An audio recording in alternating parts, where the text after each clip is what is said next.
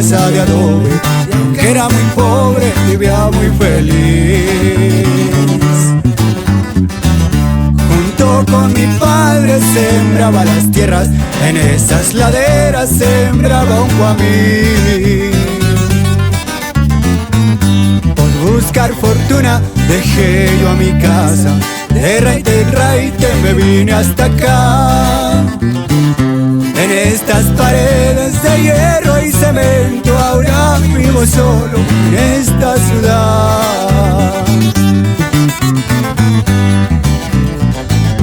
Como extraño el rancho y el olor a hierba, la tierra mojada en los truenos de abril. Aquella casita donde yo vivía, un jarro de atole al pie de un pretil. Y de Phoenix, Arizona hasta Santa Bárbara, Nayarit. Vámonos para la familia González Daniel. Me decía mi madre conteniendo el llanto, no te tardes tanto y regresa por mí. No olvides tu casa, no olvides tu tierra, no olvides al viejo que se quedó aquí.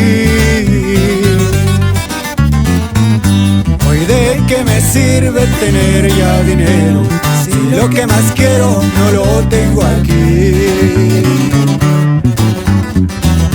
No tengo mi casa, no tengo mis padres, ya ni mis amigos se acuerdan de mí.